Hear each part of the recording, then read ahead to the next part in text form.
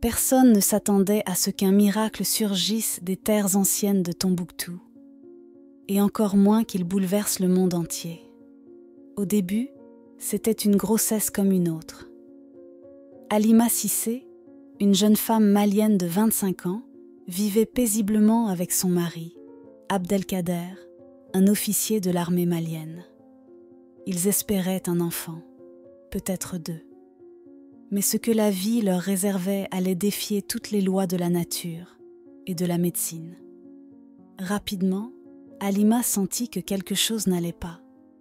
Son ventre grossissait à une vitesse inhabituelle. Les premiers examens à Bamako parlèrent de jumeaux, puis de triplés. Puis les médecins s'arrêtèrent de compter. Le matériel local n'était pas assez avancé pour voir ce qui se cachait vraiment dans ce ventre devenu mystérieux. Une chose était sûre, cette grossesse sortait de l'ordinaire, et elle devenait dangereuse. Craignant des complications graves, l'État malien prit une décision sans précédent. Halima allait être transférée d'urgence à Casablanca, au Maroc, pour y recevoir des soins spécialisés dans une clinique de haut niveau. Là-bas, peut-être, elle et ses bébés auraient une chance de survivre.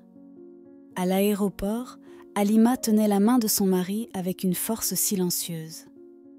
Abdelkader, grand, droit, le regard fixe, sentait son cœur se tordre. Avant qu'elle monte dans l'avion médicalisé, il lui glissa à l'oreille.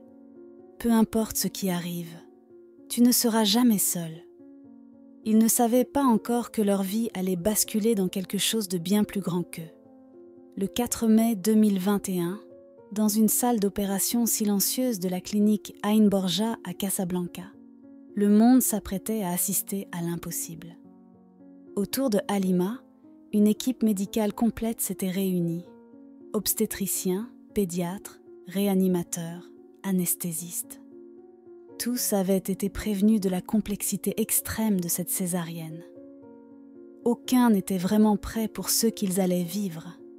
Lorsque le scalpel entama la peau de Halima, le silence devint pesant. Puis, un cri. Un premier bébé venait de naître. Puis un deuxième, un troisième, un quatrième, un cinquième. Le personnel médical se regardait, les yeux écarquillés.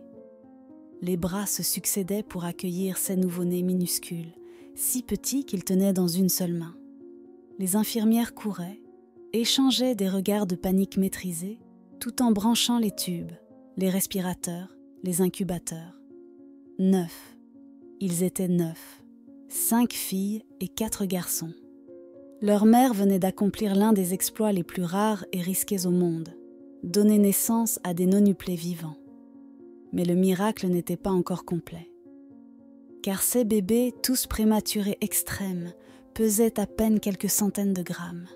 Leur peau était translucide, leur souffle fragile, suspendu à des machines et à des prières. L'équipe médicale lutta jour et nuit pour les maintenir en vie. Chaque heure passée était une victoire.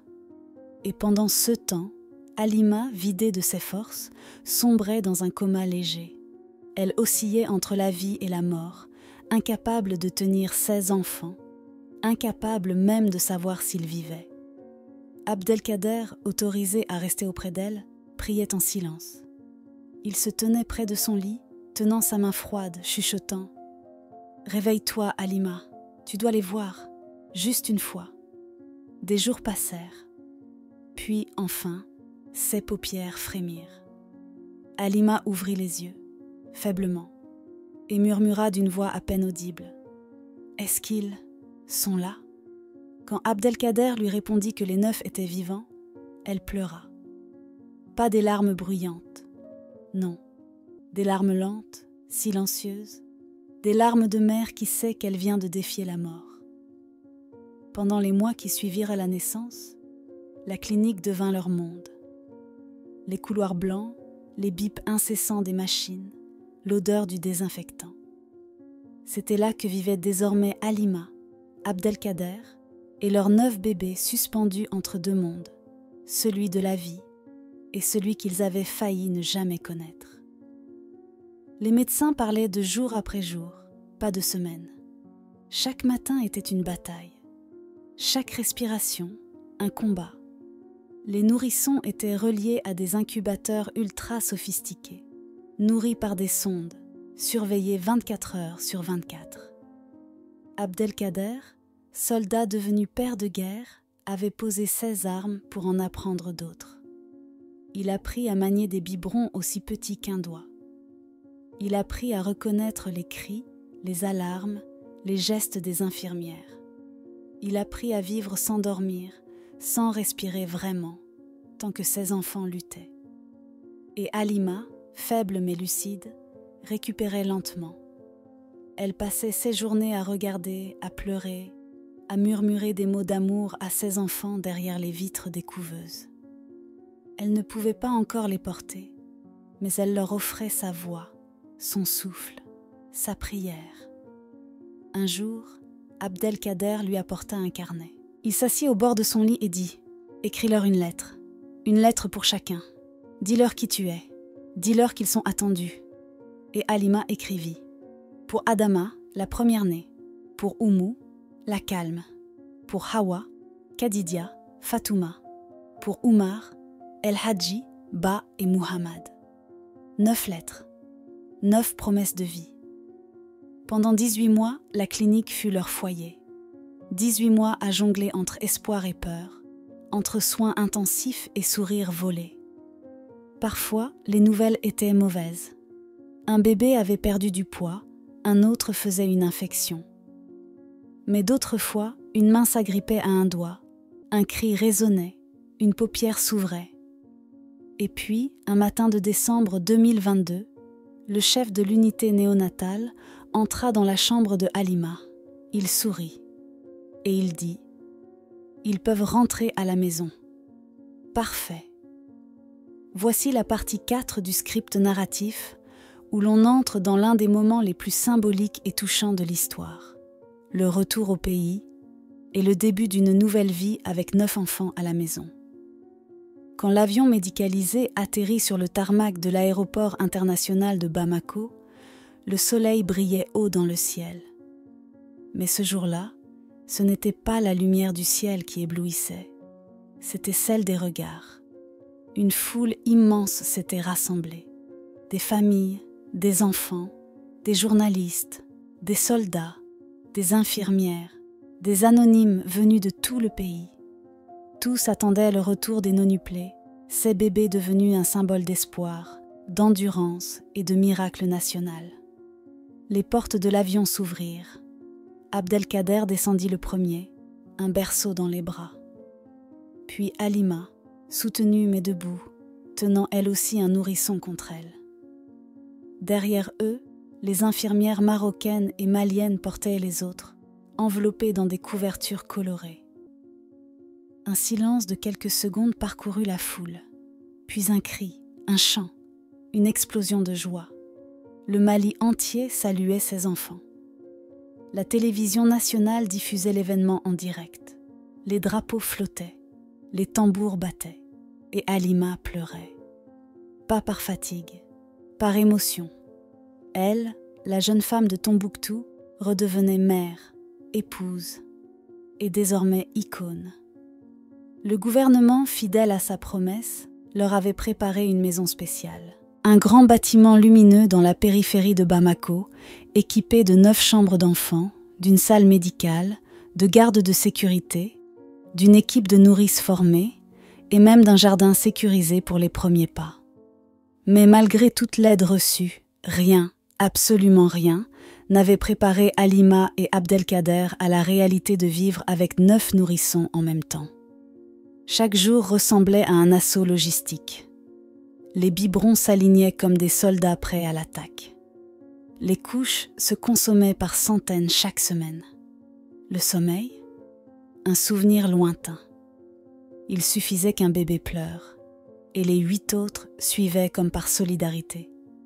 Mais au milieu du chaos, une seule chose tenait tout debout, l'amour. Un soir, Halima, à bout, s'effondra sur le sol de la chambre. Elle venait de passer une nuit blanche, 3 bébés pleuraient, 2 vomissaient, un faisait de la fièvre. Elle tremblait, exténuée.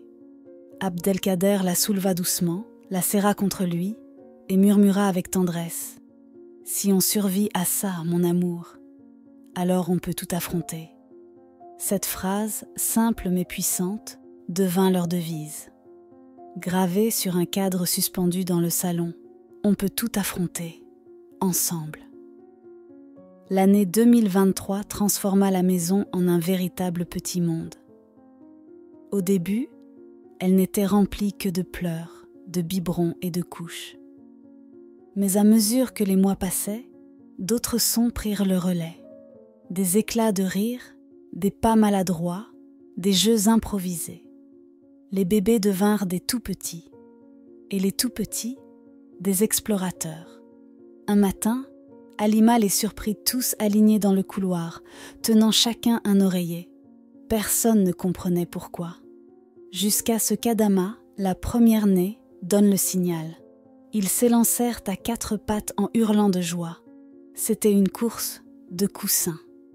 Et c'était Adama, toujours elle, qui menait la troupe. Elle était déjà la chef de bande, inventive, audacieuse, toujours la première à oser. Si un enfant osait grimper sur le canapé, c'était elle. Si un bocal disparaissait dans la cuisine, il était souvent retrouvé dans ses petites mains malicieuses. Oumou, elle, était l'opposé parfaite. Douce, calme, silencieuse. Elle passait de longs moments assise à construire des tours de blocs ou à dessiner des soleils sur des feuilles au format A4.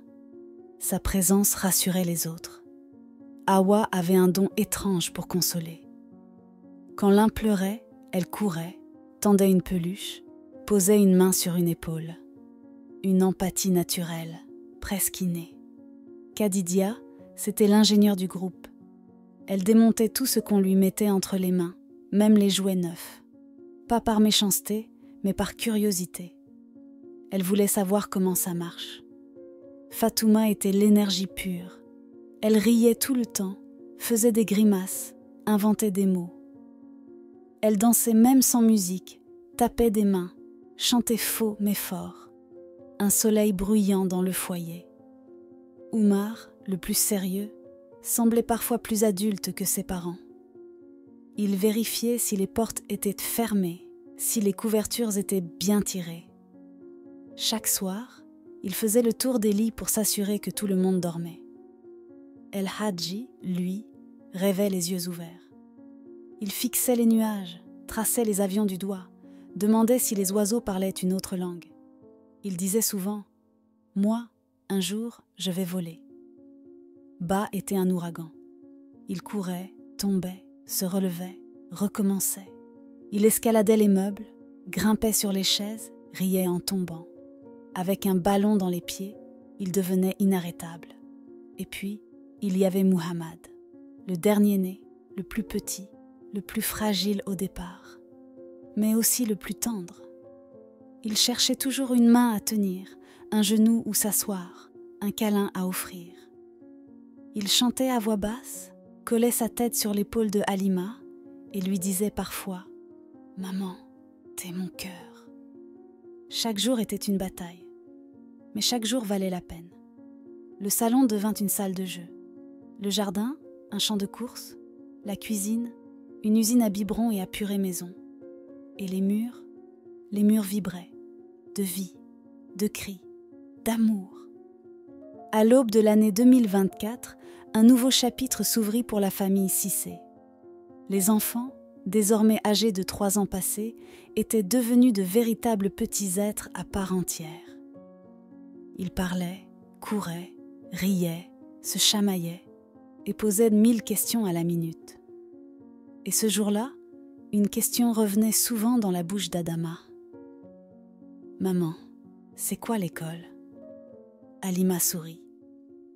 Elle savait que ce jour finirait par arriver, mais elle ne s'attendait pas à ce qu'il lui serre autant le cœur. Après discussion avec les autorités et les éducateurs, une solution spéciale fut trouvée.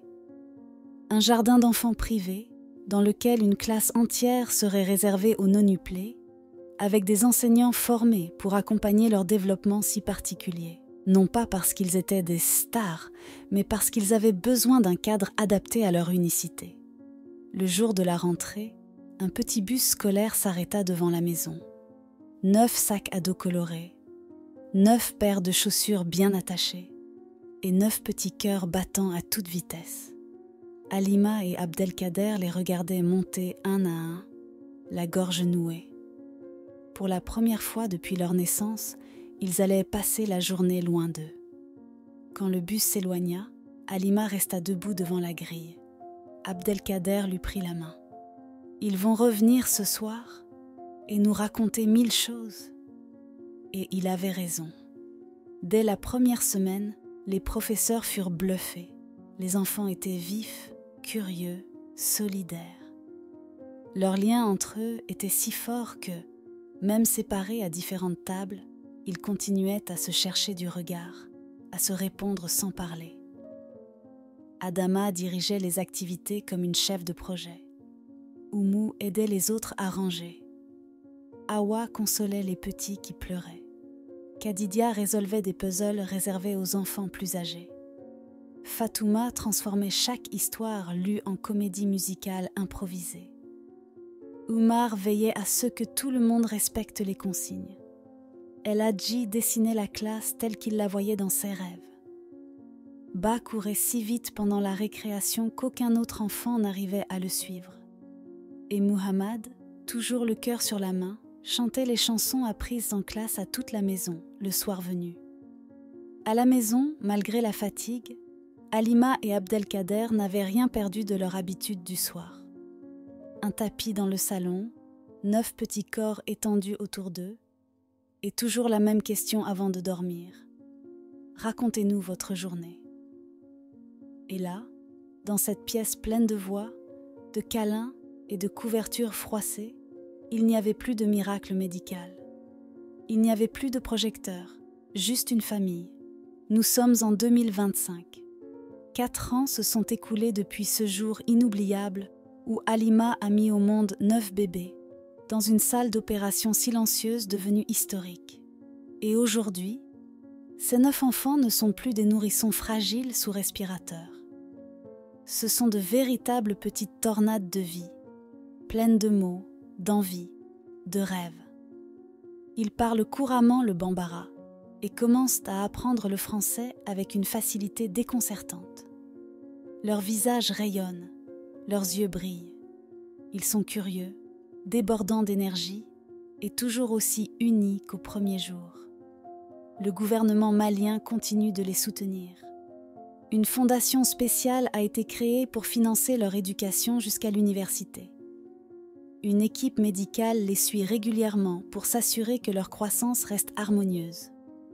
Et pourtant, malgré toute l'aide reçue, Halima et Abdelkader ont tenu à rester les acteurs principaux de l'éducation de leurs enfants. Pas question pour eux de déléguer l'amour. Pas question de remplacer la tendresse par des horaires. Chaque soir, c'est toujours la même scène dans leur salon. Des histoires racontées, des chansons murmurées, des rêves partagés. Et parfois, quand tout le monde dort enfin, Halima marche doucement d'une chambre à l'autre. Elle s'arrête à chaque lit. Elle regarde ses enfants qu'elle a portés au péril de sa vie. Et elle murmure « Je vous ai portés une fois.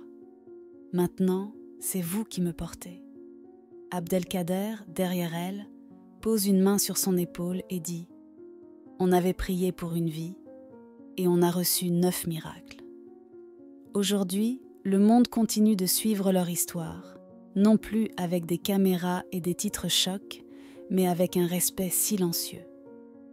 Parce que ce qui est né, ce jour de mai 2021 à Casablanca, ce n'était pas seulement une page de médecine, c'était une déclaration d'amour, une preuve que même dans les circonstances les plus extrêmes, même quand la science hésite, même quand tout semble impossible, l'amour, la foi et la persévérance peuvent donner naissance à un futur plus beau que tous les rêves. Et pour Halima, Abdelkader et leurs 9 trésors, chaque jour, chaque rire, chaque mot prononcé par l'un de leurs enfants n'est pas juste un souvenir, c'est un miracle multiplié par 9.